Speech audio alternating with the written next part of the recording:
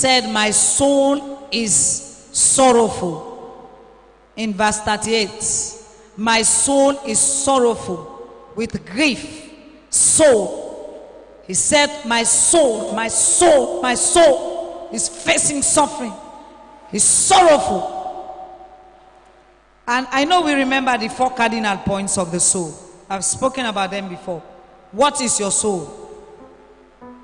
And Jesus was facing all the suffering. Can you imagine what it's going to mean for a king to be nailed with nails, to be mocked, to be beaten, and to receive a crown of thorns? You know, in body self, physically suffer. He was going to face this great suffering. And so his soul was exceeding sorrowful. What is that? His mind. The soul is your mind, your will, your emotions, and your desires, your feelings. He was going to go through great suffering. He had to ask his father in the prayer, my father, if it's possible, let this cup. You want to see the suffering? Let's look at Psalm 18. May you see the example where David faced. Where like waiting Jesus in the face at the Garden of Gethsemane. Psalm 18 from verse 1.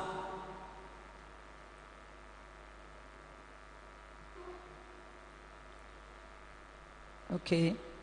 Psalm 18 verse 1 says, I will love you, O Lord, my strength. So David had to start with love. But soon let's go to verse 3. I call upon the Lord who is worthy to be praised, and he saved me from my enemies. The ropes. Verse 4. My version says, the New Living Translation, the ropes of death entangled me. Death get rope. Where die they carry with big rope them. The ropes, David said, the ropes of death entangled me. The floods of destruction swept over me. Verse 4.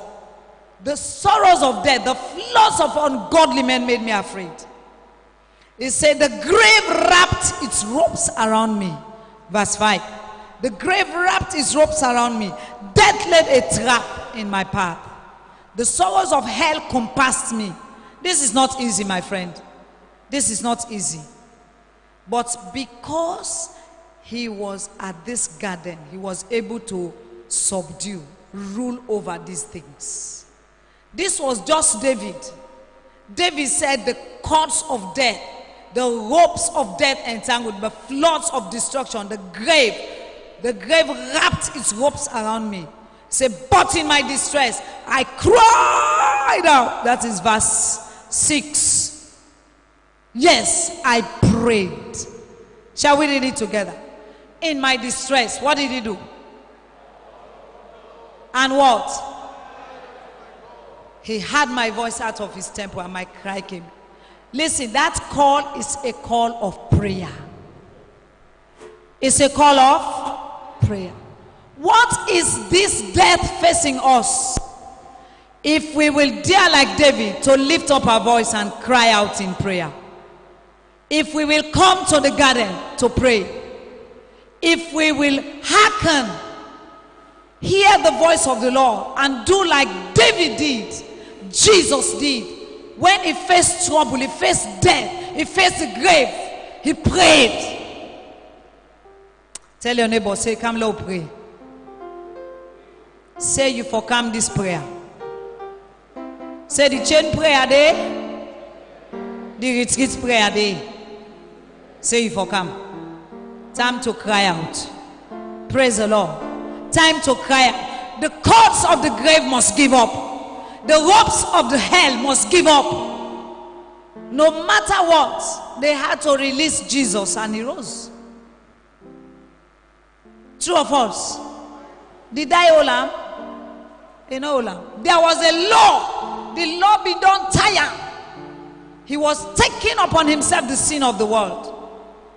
And he did all of that so that you and me can be ushered into the law of life. Now, small fasting and prayer, they call you. You say, no, they come. You dey complain. You get something wey go make you not come. Say, I will come. Say, I will come.